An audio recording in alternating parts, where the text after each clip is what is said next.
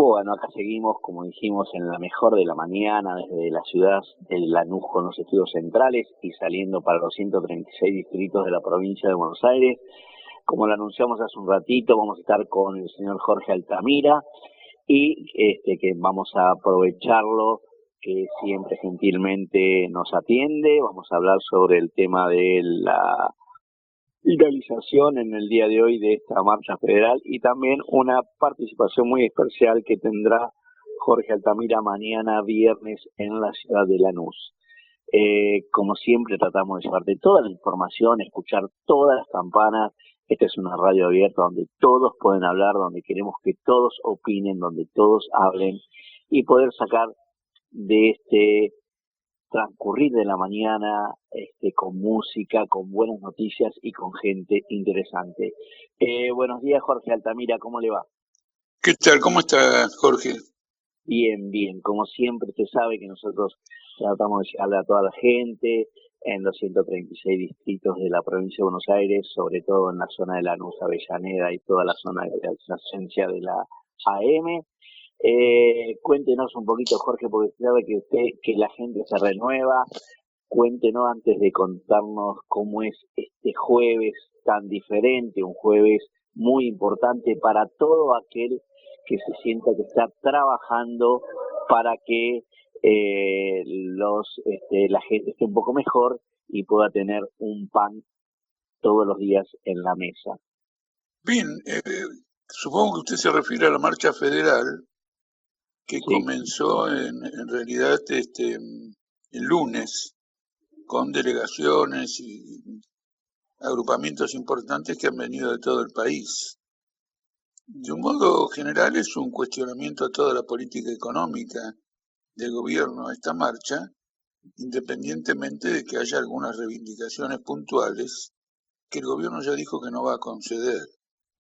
Yo no sé si la ciudadanía tiene conciencia de lo que está ocurriendo, porque la política del gobierno en materia de asistencia social es de una mezquindad fenomenal. En primer lugar, ha inventado este sistema de trabajo por el cual se crean unidades de trabajo bajo la dirección ejecutiva de algunas direcciones piqueteras, especialmente de las oficialistas, que no deberíamos llamarlas piqueteras porque están integradas completamente al aparato del Estado, por el cual un trabajador cobra 16.000 pesos por una labor de 4 horas, generalmente vinculada a refacciones o a actividades propias de las intendencias municipales, lo cual evidentemente por un lado no alcanza en absoluto y no es una solución para nadie que reciba ese tipo de salario, pero al mismo tiempo sí es un perjuicio muy fuerte para los trabajadores municipales, porque se reemplaza una fuerza de trabajo que sigue pautas de los convenios colectivos por otra que tiene un régimen de excepción de estas características y de un salario muy, muy bajo. El otro problema es que se ha infectado a la opinión pública con la idea de que los piqueteros no trabajan. Están equivocados. Los piqueteros trabajan casi todos. Naturalmente hay excepciones, jefas de hogar con numerosos hijos, que probablemente estén muy asediadas por su vida familiar, pero todo el mundo hace changas. Si en cambio tiene que hacer una prestación laboral de 4 horas por 16.000 pesos, no puede hacer esas changas. En realidad la asistencia del gobierno es un complemento para trabajadores efectivos que trabajan, que hacen trabajo informal y que debido a la irregularidad de ese trabajo, un día sí, un día no, naturalmente defienden mucho la asistencia social que reciben porque en muchos casos es importante, pero trabajan. Por ejemplo, el otro día, en un debate, me observé que hay muchas mujeres que hacen trabajo domiciliario, amas de casa que hacen trabajo domiciliario, particularmente en confección de cosas, trabajan hasta 10 horas. Y sin embargo todo eso no les alcanza. Entonces también están anotadas en una asistencia social, porque hoy el costo de vida ha llevado el salario, ha llevado la canasta familiar a niveles de 100 y pico de miles de pesos, 130, 140, etcétera, etcétera. Es decir, el gobierno ha dicho que no piensa extender este beneficio a nuevas personas, eso provoca estas movilizaciones, y al mismo tiempo no piensa modificar los montos con los que se paga, lo cual también provoca nuevas movilizaciones. Para salir de este impasse, el gobierno ha inventado lo que se llama un empalme, es decir, que el trabajador que sea contratado por una empresa privada, en la parte patronal va a recibir, no va a pagar los 16.000 pesos, es decir, se negociará un salario, finalmente no son trabajadores de convenio, lo van a negociar, no es que van a cobrar el salario de convenio menos 16, sino que van a negociar un salario y a ese salario la parte patronal va a recibir los 16.000, el trabajador va a recibir los 16.000 pesos de parte del gobierno que debiera pagar, digamos, la parte patronal.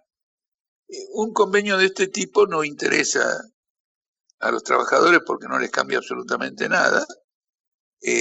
No hay una reglamentación de convenio, no se fija el horario de la jornada, y es un lucro extraordinario para patronales que enfrentan una crisis muy severa, pero escuche bien por qué. Están bajo el salario en Argentina, que lo que estaba acostumbrado que trabajadores bolivianos en particular, pero también paraguayos, vinieran a participar de las cosechas, no les conviene.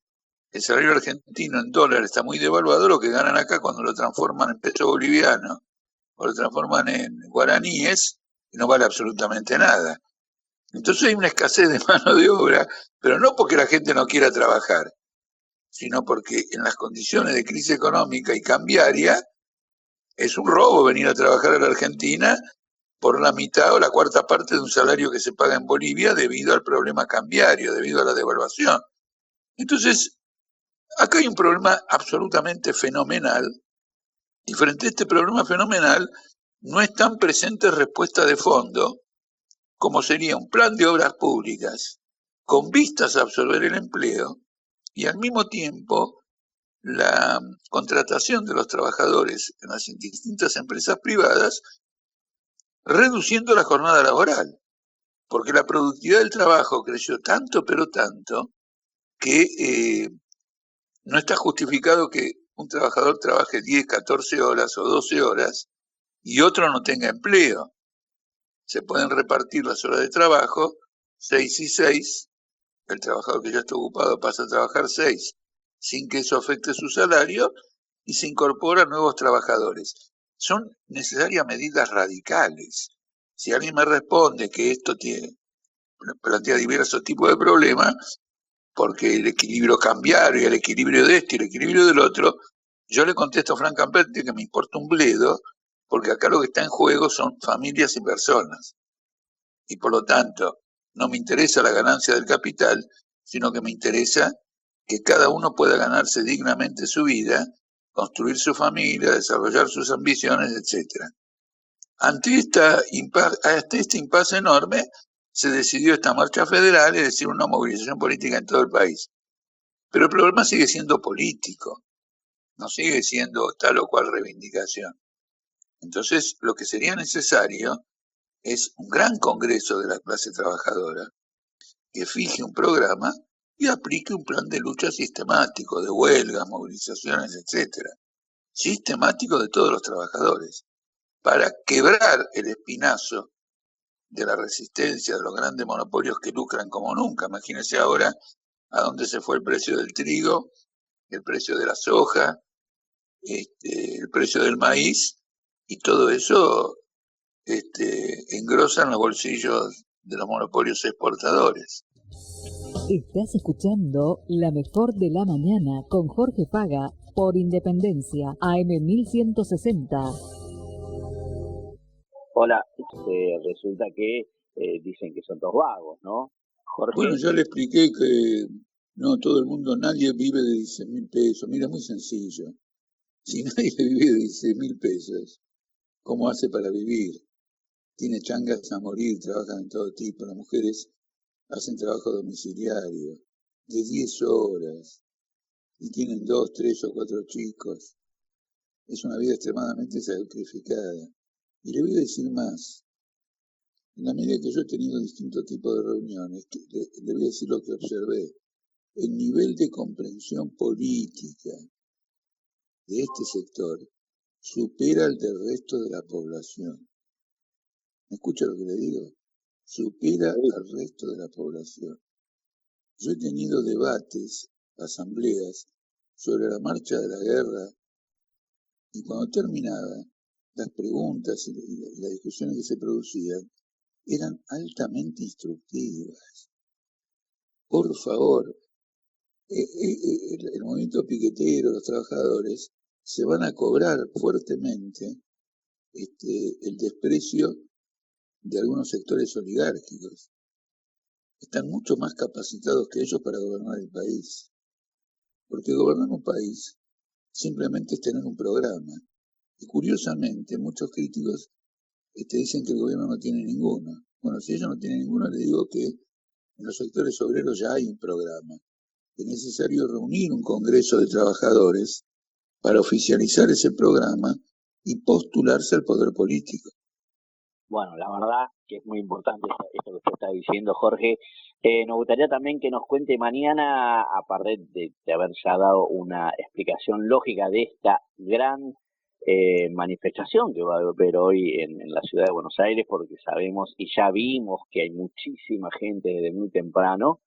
Entonces sabemos que va a ser pero por decantaciones es la presencia de la gente, porque mucha gente va a venir acompañada, mucha gente que va a venir desde muchos lugares, pero mucha gente de acá que va a acompañar, muchos trabajadores que hoy están muy mal, que van... Bueno, nosotros hemos hecho una campaña para que todos los sectores apoyen este movimiento, y yo mismo a las 5 de la tarde, 6 de la tarde, cuando de algún modo se desconcentre la movilización, voy a tener una asamblea muy importante en el barrio de La Boca para analizar la movilización, las perspectivas que dejó planteada, un balance, etcétera. Bueno, muy importante. ¿Y mañana tiene algo en Lanús? Sí, veo que el periodismo le ha prestado más atención a esta actividad. Es una charla en un local, en la sede, mejor dicho, de la Asociación de Trabajadores del Estado, en Lanús. Y entonces va a ocupar un lugar importante en esta charla el desarrollo de la guerra, para que vean que no es un tema menor. Naturalmente hay mucha gente la mayoría se da cuenta que es un tema importante, pero me refiero a que no es un tema menor para Argentina. Los diarios de hoy cuentan que Alberto Fernández, al discutir en su viaje en Alemania con los ministros y los cancilleres,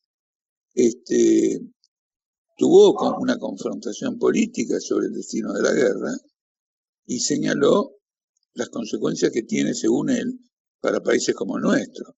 Por lo tanto, no hemos inventado nada, sino que hemos acertado en la importancia que tiene el tema de la guerra. Somos la corriente de izquierda que a este tema de la guerra le dedica una importancia fenomenal. Es una guerra que puede derivar en un conflicto nuclear, porque pone en juego cuestiones muy importantes de los distintos grupos capitalistas. Está cuestionado todo el desarrollo del capitalismo en el mundo, y esta guerra es una expresión de eso, porque la voluntad de la OTAN es conquistar todo el Asia Central, donde están los países más ricos de petróleo.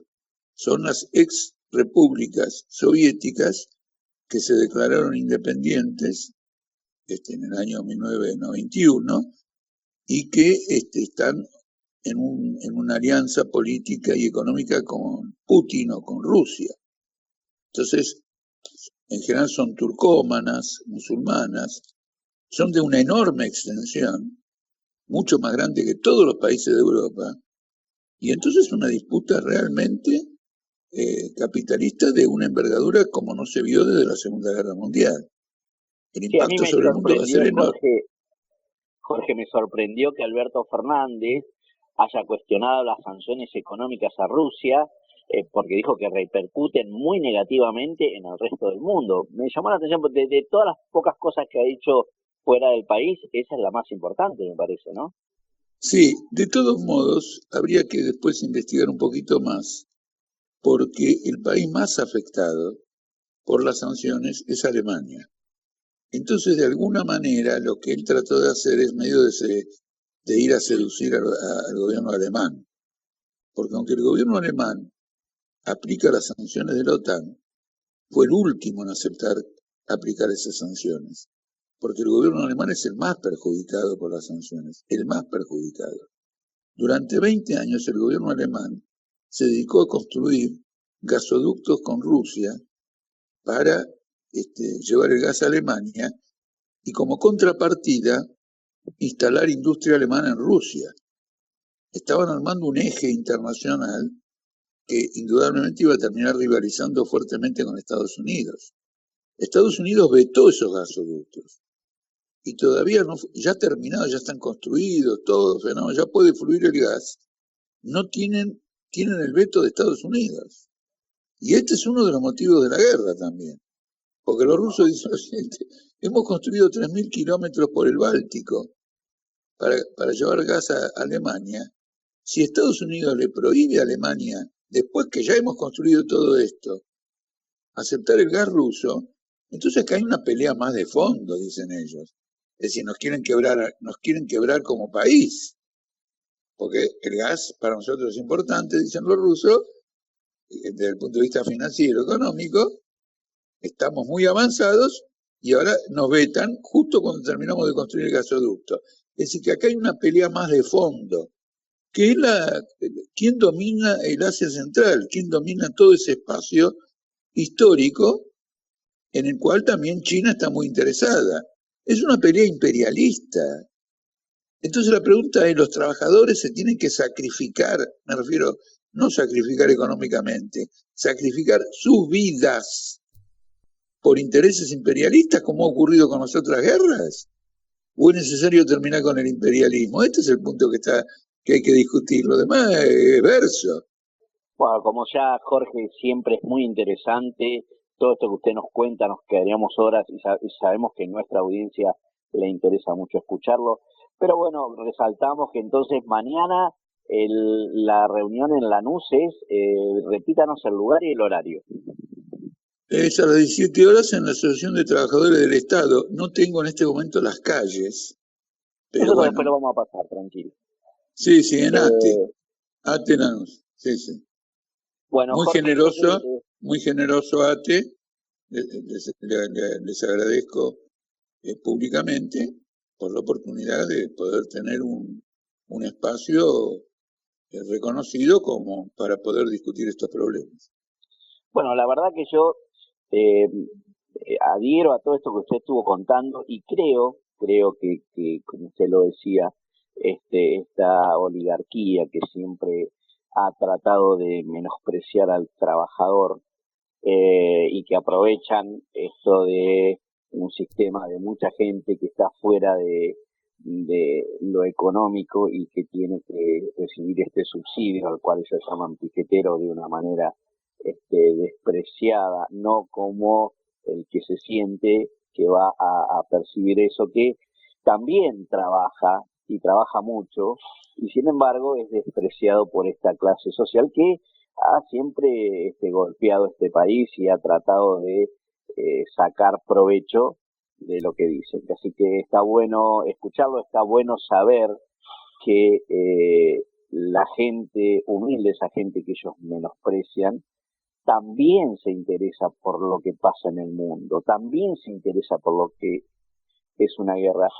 Y la verdad que a veces es como usted dice, hay esos chicos que van a las marchas, que están, y a veces uno los escucha hablar, y por lo general los medios hegemónicos le ponen el micrófono quizás a una madre que está con 5 chicos peleando, discutiendo, porque un chico se le va, se le corre en esas marchas y uno está preocupadísimo y a veces no puede expresar lo que realmente siente un piquetero. No, lo que hay es verdad.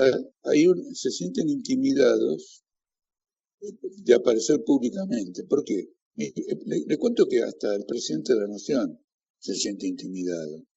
y todas las personas. ¿Qué ocurre?